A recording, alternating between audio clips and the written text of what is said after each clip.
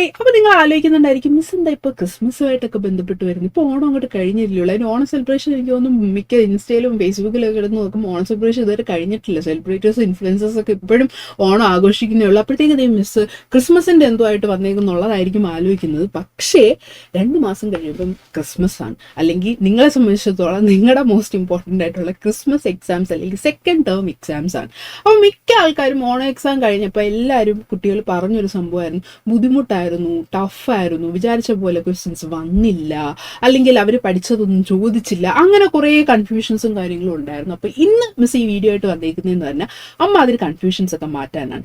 കാരണം മെയിനായിട്ടും നിങ്ങളൊരു എല്ലാവരും ചെയ്യുന്ന ഒരു സംഭവമാണ് ടെക്സ്റ്റ് ബുക്ക് എടുത്തിട്ട് പഠിക്കാൻ ആദ്യമേ അങ്ങ് തുടങ്ങും, ഓരോ ചാപ്റ്റേഴ്സ് ആയത് ഇതെന്നുള്ള രീതിയിൽ പഠിക്കുക. പക്ഷെ അതിന് മുന്നേ നമ്മൾ ചെയ്യേണ്ട സംഭവങ്ങളുണ്ട്. ഈ ഒരു ടേമിൽ മിക്കവരും എനിക്ക് ലൈവിന് കയറുമ്പോൾ ഫസ്റ്റ് വരുന്ന ക്വസ്റ്റ്യൻ ആണ്, മിസ് ഈ ടേമിൽ എത്ര ചാപ്റ്റേഴ്സ് ഉണ്ട്, അല്ലെങ്കിൽ ഏതൊക്കെയാണ് പഠിക്കേണ്ടത്. കാരണം അപ്പോഴാണ് അല്ലെങ്കിൽ എക്സാമിൻ്റെ തലേന്നായിരിക്കും മിക്ക ആൾക്കാരും ആലോചിക്കുന്നത്. സോ അങ്ങനെ ആലോചിക്കാതെ ഇപ്പോഴേ നമുക്കൊരു പ്ലാൻ സെറ്റാക്കി പോകണം. ആ ഒരു പ്ലാനാണ് മിസ് ഇന്ന് പറയാൻ പോകുന്നത്. എന്തൊക്കെയാ കാര്യങ്ങൾ പറയാൻ പോകുന്നതെന്നുള്ളത് സിമ്പിളായിട്ട് പറഞ്ഞുതരാം. നിങ്ങൾക്ക് ഫസ്റ്റ് ടേമിൽ കഴിഞ്ഞതിന് ശേഷം സെക്കൻഡ് ടേമിൽ എത്ര ചാപ്റ്റേഴ്സ് ഉണ്ടെന്നുള്ളതും, അതേപോലെ ഓരോ ചാപ്റ്ററിൽ നിന്നും ഏതൊക്കെ ഏരിയ ആണ് മോസ്റ്റ് ഇമ്പോർട്ടൻ്റ് ആയിട്ട് പഠിക്കേണ്ടതും, ആൻഡ് ഓരോ ചാപ്റ്റേഴ്സിൽ നിന്നും എത്ര ക്വസ്റ്റ്യൻ്റെ മാർക്സ് ആയിരിക്കും നിങ്ങൾക്ക് ക്രിസ്മസ് എക്സാമിന് വരാൻ പോകുന്നത് എന്നുള്ളതിൻ്റെ ഒരു വീഡിയോ ആണ് നമ്മൾ ഇപ്പോൾ നിങ്ങൾക്ക് മുന്നിൽ പ്രസൻറ്റ് ചെയ്യാൻ പോകുന്നത്. കാരണം നിങ്ങൾ ആലോചിച്ചാൽ പഠിച്ചു തുടങ്ങുമ്പോൾ ഇതൊക്കെ നോക്കിയാൽ പോരെ, പറ്റില്ല. കാരണം പഠിച്ചു തുടങ്ങുമ്പോൾ നിങ്ങൾ ആ ഒരു ഫ്ലോയിൽ അങ്ങ് പഠിച്ചു പോകും. പക്ഷെ ഓരോ ചാപ്റ്റർ എടുക്കുന്നതിന് മുന്നേ നിങ്ങൾക്ക് അറിയണം, അല്ലെങ്കിൽ കാണുമ്പോൾ നിങ്ങൾക്ക് മനസ്സിലാണ് ഇത് ഇമ്പോർട്ടൻ്റ് ആണ്, അല്ലെങ്കിൽ ഇത് ഇത്ര മാർക്കിന് വരും എന്നുള്ള ഒരു ഐഡിയ വെച്ചിട്ട് നിങ്ങൾ ഓരോ ചാപ്റ്റർ തുടങ്ങുകയാണെന്നുണ്ടെങ്കിൽ നിങ്ങൾക്ക് സിമ്പിളായിട്ട് പഠിക്കാൻ പറ്റും. സോ നമുക്ക് കൂടുതൽ ഇതിലോട്ട് പോകുന്നില്ല, നമുക്ക് ഡയറക്റ്റ് ആയിട്ട് എത്ര ചാപ്റ്റേഴ്സ് ഉണ്ട്, ആ ചാപ്റ്ററിൽ നിന്ന് എന്തൊക്കെയാണ് വരുന്നത് എന്നുള്ളത് നമുക്ക് നോക്കാം. ഫസ്റ്റ് തന്നെ നിങ്ങൾക്ക് സെക്കൻഡ് ടേം എന്നുള്ള രീതിയിൽ എക്സ്ട്രാ ആയിട്ട് നിങ്ങൾ പഠിക്കുന്ന 4 ചാപ്റ്റേഴ്സാണ്. ആൻഡ് ക്രിസ്മസ് എക്സാമിന് ഈ 4 ചാപ്റ്റേഴ്സ് മാത്രമല്ല വരുന്നത്, ഫസ്റ്റ് ടേമിൽ നിങ്ങൾ പഠിച്ച 3 ചാപ്റ്റേഴ്സും കൂടി ഇൻക്ലൂഡ് ചെയ്ത് ടോട്ടലി 7 ചാപ്റ്റേഴ്സ് ആയിരിക്കും നിങ്ങൾക്ക് ക്രിസ്മസ് എക്സാമിന് വരുന്നത്. അപ്പം ഈ 4 ചാപ്റ്റേഴ്സ് പഠിക്കുമ്പോൾ ബാക്കി 3 ചാപ്റ്റേഴ്സ് മറന്നു പോകരുത്. പക്ഷേ ആ 3 ചാപ്റ്റേഴ്സ് നമ്മൾ ഏറെക്കുറെയൊക്കെ എങ്ങനെയാണ് പഠിക്കേണ്ടത്, ഏതൊക്കെ ക്വസ്റ്റ്യൻസ് ആണ് ഇമ്പോർട്ടൻ്റ് എന്നുള്ള ഏറെക്കുറെ നിങ്ങൾക്ക് ഒരു ഐഡിയ കിട്ടിയിട്ടുണ്ടായിരിക്കും. സോ അതിലോട്ട് നമ്മൾ പോകുന്നില്ല. നമ്മൾ ഫോക്കസ് ചെയ്യാൻ പോകുന്നത് സെക്കൻഡ് ടേമിൽ എങ്ങനെയൊക്കെയാണ് പഠിക്കണം, അല്ലെങ്കിൽ ഏതൊക്കെയാണ് പഠിക്കേണ്ടതെന്നുള്ളത്. നമുക്ക് ഓരോ ചാപ്റ്റേഴ്സിൻ്റെ നോക്കിയാലോ. ഫസ്റ്റ് തന്നെ റെക്കോർഡിംഗ് ഓഫ് ട്രാൻസാക്ഷൻസ് 2. ഇത് വളരെ ഇമ്പോർട്ടൻ്റ് ആയിട്ടുള്ള ചാപ്റ്ററാണ്. ഓക്കെ, നിങ്ങൾ ചില ആൾക്കാർ പറയും, ഞാൻ ഇത് പഠിക്കുന്നില്ല, അല്ലെങ്കിൽ എനിക്ക് സമയമില്ല, ഈ ചാപ്റ്റർ ഞാൻ വിടുക, അല്ലെങ്കിൽ ഈ ചാപ്റ്റർ കുറച്ചേ പഠിക്കുന്നുള്ളൂ എന്നും പറഞ്ഞ് ആലോചിക്കുന്ന ആൾക്കാരുണ്ടെങ്കിൽ അവരുടെ മുന്നിൽ ഞാൻ പ്രസന്റ് ചെയ്യുന്നു, നിങ്ങൾ എന്തൊക്കെ വന്നാലും ഈ ഒരു ചാപ്റ്റർ വിടാൻ പാടില്ല. കാരണം ഇത് ഇമ്പോർട്ടൻ്റ് ആണ്. ഓക്കെ, ഇതിൽ വരുന്ന എല്ലാ ടോപ്പിക്സും പഠിച്ചുകൊണ്ട് പോവുക. കാരണം എല്ലാ ടോപ്പിക്സിൽ നിന്നും ക്വസ്റ്റ്യൻസ് വരും. അപ്പം മിസ് ഈ പ്രിപ്പയർ ചെയ്തേക്കുന്ന എല്ലാം നിങ്ങളുടെ സീനിയേഴ്സ് കഴിഞ്ഞ വർഷം ക്രിസ്മസ് എക്സാമിന് എഴുതിയ ക്വസ്റ്റ്യൻ പേപ്പറിനെ ബേസ് ചെയ്തിട്ടുള്ള രീതിയിലാണ്. മാർക്കിംഗ് സ്കീമാണെന്നുണ്ടെങ്കിലും ചോദിച്ച ടോപ്പിക് ആണെന്നുണ്ടെങ്കിലും എല്ലാം അതിൻ്റെ ബേസിസിലാണ്. കാരണം അതിന് മുന്നുള്ള വർഷങ്ങൾ നമുക്ക് എടുക്കാൻ പറ്റില്ല. കാരണം ക്വസ്റ്റ്യൻ പാറ്റേൺ ഭയങ്കരമായിട്ട് മാറി, നിങ്ങൾക്ക് തന്നെ അറിയാം. ഈ ഓൺ എക്സാമിൻ്റെ ഇത് എഴുതിയപ്പോൾ തന്നെ നിങ്ങൾക്ക് മനസ്സിലായി കാണുമ്പോൾ ഏറെക്കുറെ സാധാ പഠിച്ച പോലെ പറ്റത്തില്ല എന്നുള്ളൊരു ഐഡിയ കിട്ടിയിട്ടുണ്ടെന്നാണ് എൻ്റെ വിശ്വാസം. അതുകൊണ്ട് തന്നെ നമുക്ക് അതിന് മുന്നേ ഉള്ള ക്വസ്റ്റ്യൻ പേപ്പേഴ്സ് ഒന്നും നോക്കിയിട്ടില്ല. കഴിഞ്ഞ വർഷത്തെ ക്വസ്റ്റ്യൻ പേപ്പേഴ്സിനെ ബേസ് ചെയ്തിട്ടുള്ളതാണ് നമ്മൾ ഡിസ്കസ് ചെയ്യാൻ പോകുന്നത്. ഓക്കെ, അപ്പം ഈ ചാപ്റ്ററിൽ നിന്ന് മെയിനായിട്ടും പഠിക്കാനുള്ളത് cash book, petty cash book, other subsidiary books. Okay, ഇത് 3 എന്തായാലും നിങ്ങൾക്ക് ചോദിച്ചിരിക്കും. ഓക്കെ, അത് ചിലപ്പം തിയറി ആയിരിക്കാം, പ്രോബ്ലം ആയിരിക്കാം, നമുക്കറിയില്ല. പക്ഷെ തിയറിയോ പ്രോബ്ലമോ ഏത് രീതിയിൽ വേണമെങ്കിലും ചോദിക്കാം. ആൻഡ് ക്യാഷ് ബുക്കുമായിട്ട് ബന്ധപ്പെട്ട് എന്തായാലും നിങ്ങൾക്ക് എസ്സേ പഠിക്കാം. ഓക്കെ, എസ്സേ എന്തായാലും ക്യാഷ് ബുക്കുമായിട്ട് റിലേറ്റ് ചെയ്ത് ചോദിച്ചിരിക്കും. നിങ്ങൾക്ക് 6 മാർക്കിൻ്റെ ഒരു ക്വസ്റ്റ്യൻ ഈ ചാപ്റ്ററിൽ നിന്ന് തന്നെ കിട്ടും, ക്യാഷ് ബുക്ക്. ഓക്കെ, അതിൽ വരുന്ന ഒരു കുറച്ച് ഇമ്പോർട്ടൻ്റ് ആയിട്ടുള്ള എൻട്രീസ് ആണ് മിസ് ഇത് ഇവിടെ ചേർത്തേക്കുന്നത്, അല്ലെങ്കിൽ അതിൽ വരുന്ന കുറച്ച് ഇമ്പോർട്ടൻ്റ് ആയിട്ടുള്ള സംഭവങ്ങൾ കൊടുത്തേക്കുന്നുള്ളൂ. അതിപ്പോഴേ നോക്കേണ്ട കാര്യമില്ല, നിങ്ങൾ പഠിച്ച് തുടങ്ങുമ്പോൾ നോക്കിയാൽ മതി. പക്ഷെ 6 മാർക്ക് എന്നുള്ള രീതിയിൽ എസ്സേ വരുന്ന ചാപ്റ്ററാണിത്. ആൻഡ് അതേപോലെ ബാക്കിയുള്ള പെറ്റി ക്യാഷ് ബുക്ക്, അത് സബ്സിഡറി ബുക്സ് ഇതൊന്നും എസ്സേ എന്നുള്ള രീതിയിലല്ല, പക്ഷെ 1 മാർക്ക്, 2 മാർക്ക്, 3 മാർക്ക്, 4 മാർക്ക് എന്നുള്ള രീതിയിൽ ചോദിക്കാൻ ചാൻസസ് ഉള്ളതാണ്. ഓക്കെ, അപ്പോൾ അടുത്ത നമുക്ക് നോക്കേണ്ടത് ഇതിൽ നിന്ന് എത്ര മാർക്കിൻ്റെയാണ് തിയറി ക്വസ്റ്റ്യൻ വരാൻ ചാൻസ് ഉള്ളത്, അതേപോലെ പ്രോബ്ലം വരാനുള്ളത്. ഓക്കെ, അപ്പോൾ തിയറി കഴിഞ്ഞ വർഷം എന്നുള്ള രീതിയിൽ നമ്മൾ നോക്കിയപ്പോൾ 6 മാർക്കിൻ്റെയോളം ക്വസ്റ്റ്യൻസ് ആണ് ഇതിൽ നിന്ന് തിയറി എന്നുള്ള രീതിയിൽ ചോദിച്ചത്. അത് 1 മാർക്കിൻ്റെ ഉണ്ട്, 2 മാർക്കിൻ്റെ ഉണ്ട്, 3 മാർക്കിൻ്റെ ഉണ്ട്, 4 മാർക്കിൻ്റെ ഉണ്ട്. ഓക്കെ, 4 മാർക്കിൻ്റെ വളരെ ചുരുക്കം ചുരുക്കമായിട്ടാണ് ചോദിച്ചിട്ടുള്ളത്. ബട്ട് 1, 2, 3 മാർക്ക് എന്നുള്ള രീതിയിൽ എന്തായാലും ഇതിൽ നിന്ന് വരും. ആൻഡ് പ്രോബ്ലം 13 മാർക്സിന് ഈ ഒരു ചാപ്റ്ററിൽ നിന്ന് വരും. അതിൽ 6 മാർക്ക് ഞാൻ പറഞ്ഞ പോലെ essay ആണ് വരുന്നത്. ഓക്കെ, അപ്പോൾ അത് മറന്നു പോയത്. essay എന്നുള്ള രീതിയിൽ ഈ ചാപ്റ്ററിൽ നിന്ന് നല്ലോണം പഠിച്ചിട്ട് പോകാം. ക്യാഷ് ബുക്ക് ആയിരിക്കും വരുന്നത്. ഓക്കെ, നെക്സ്റ്റ് നമുക്ക് നോക്കാം ബാങ്ക് റെക്കൺസിലേഷൻ സ്റ്റേറ്റ്മെന്റ്. ഏറ്റവും ഷോർട്ടായിട്ടുള്ള ഒരു ചാപ്റ്ററാണിത്.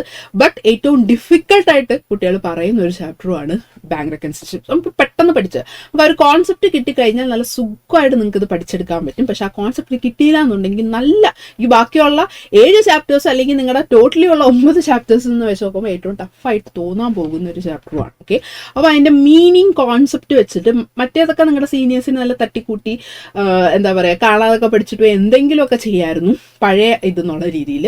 പക്ഷെ ഇപ്പം നിങ്ങളുടെ കഴിഞ്ഞ സീനിയേഴ്സ് തൊട്ട് അല്ലെങ്കിൽ നിങ്ങളുടെ സീനിയേഴ്സ് ആയിട്ടുള്ള കുട്ടികളോട് ചോദിച്ചാൽ മതി, സ്റ്റുഡൻസിനോട് ചോദിച്ചാൽ മതി, അവർക്കറിയാം അവരുടെ ആ ഒരു വർഷം തൊട്ട് ആ തട്ടിക്കുട്ടൽ പരിപാടി നടക്കത്തില്ല. കോൺസെപ്റ്റ് മനസ്സിലാക്കി പഠിച്ചേ പറ്റത്തുള്ളൂ. സോ അതിൽ മെയിനായിട്ടും വരുന്നത് ഈ ഒരു തിയറി ക്വസ്റ്റ്യൻ ആണ്. ഓക്കെ, അത് മിക്കപ്പോഴും 3 മാർക്കിനോ 4 മാർക്കിനോ എന്നുള്ള രീതിയിൽ depends upon 1 mark 2 Marco 3 Marco എന്നുള്ള രീതിയിൽ ചിലപ്പോൾ 4 മാർക്കിൻ്റെ ക്വസ്റ്റ്യനിലും കണ്ടുവന്നിട്ടുണ്ട്.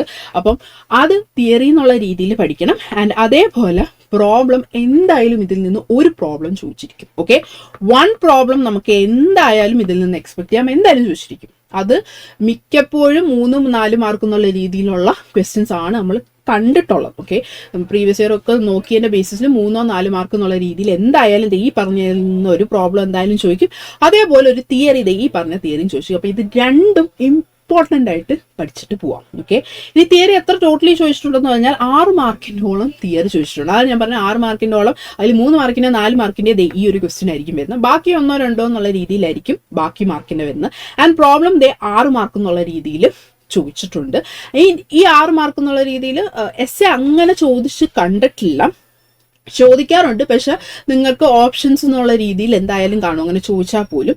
ഇല്ലാന്നുണ്ടെങ്കിൽ 4 മാർക്കിന് 2 മാർക്ക് എന്നുള്ള രീതിയിൽ ഈ പറയുന്ന പ്രോബ്ലവും ചോദിക്കാൻ ചാൻസ് ഉണ്ട്. ഓക്കെ, അടുത്ത chapter trial balance and rectification of errors എന്നുള്ളതാണ്. അതിൽ ഏറ്റവും മെയിനായിട്ട് പഠിക്കേണ്ടത് ഈ പറഞ്ഞ objectives of preparing trial balance എന്നുള്ളതിൻ്റെ ഒരു തിയറി ചോദിക്കാൻ ചാൻസ് ഉണ്ട്. ഇതിൽ നിന്ന് ചോദിക്കാൻ ചാൻസ് ഉള്ള 1 ഓഫ് ദി തിയറീസ് ഈ തിയറിയാണ്. ഓക്കെ, അത് മിക്കപ്പോഴും ചിലപ്പോൾ 2 മാർക്കിൻ്റെ 3 മാർക്ക് മാക്സിമം 4 മാർക്കിൻ്റെ 4 മാർക്കിൻ്റെ ഒക്കെ ചിലപ്പം ചോദിക്കാം. പക്ഷെ കുറേ പ്രാവശ്യം പല രീതിയിലാണ് ചോദിച്ചിട്ടുള്ളത്. അതുകൊണ്ട് ക്രിസ്മസ് എക്സാമിന് ഇത്ര മാർക്കിൻ്റെ തന്നെ ചോദിക്കും എന്നുള്ള രീതിയിൽ നമുക്ക് പറയാൻ പറ്റില്ല. 2 മാർക്കോ 3 മാർക്കോ 4 മാർക്ക് എന്നുള്ള രീതിയിൽ ഈ പറയുന്ന തിയറി നിങ്ങൾക്ക് എക്സ്പെക്റ്റ് ചെയ്യാം.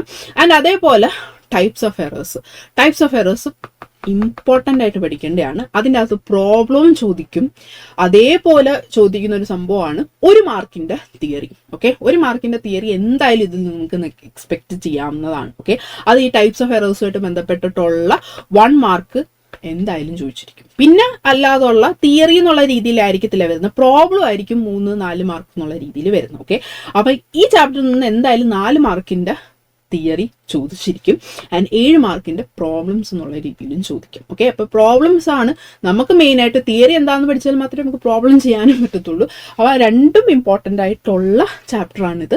അതിൽ 1 മാർക്കിൻ്റെ എന്തായാലും ഞാൻ പറഞ്ഞ പോലെ ടൈപ്സ് ഓഫ് എറേഴ്സ് ആയിരിക്കും ചോദിക്കുന്നത്. ഓക്കെ, അപ്പം നിങ്ങളുടെ ലാസ്റ്റ് ചാപ്റ്ററാണ് ഡിപ്രീസിയേഷൻ, പ്രൊവിഷൻസ് ആൻഡ് റിസർവ്സ്. ബാക്കിയുള്ള 3 ചാപ്റ്ററിലും വെച്ച് നോക്കുമ്പം ഇതാണ് ഇത്തിരി ഒരു എന്താ പറയുക ഡ്രൈ ആയിട്ടുള്ളതും, അല്ലെങ്കിൽ പഠിക്കാൻ എല്ലാവരും മറ്റേ ലാസ്റ്റ് ചാപ്റ്റർ ആയതുകൊണ്ടാണ് വേണ്ട എന്ന് വിചാരിക്കുന്നതുകൊണ്ടാണെന്ന് പറഞ്ഞൂടാ. ഭയങ്കര ഡിഫിക്കൽട്ടായിട്ട് പറയുന്ന ഒരു സംഭവമാണ്, എല്ലാവരും മിക്കവരും പറയുന്ന കേട്ടിട്ടുള്ള സംഭവമാണ്. ഓക്കെ, പക്ഷെ നമുക്ക് നല്ല അടിപൊളിയായിട്ട് പഠിച്ചെടുക്കാം. അതിൽ ഏറ്റവും ഇമ്പോർട്ടൻ്റ് ആയിട്ട് പഠിക്കേണ്ടത് മെത്തേഡ്സ് ഓഫ് കാൽക്കുലേറ്റിംഗ് ഡിപ്രീസിയേഷൻ ആണ്. ഓക്കെ, അതിൽ straight line method, diminishing value method, അതിൻ്റെ ഡിഫറൻസ് ഇമ്പോർട്ടൻ്റ് ആണ്.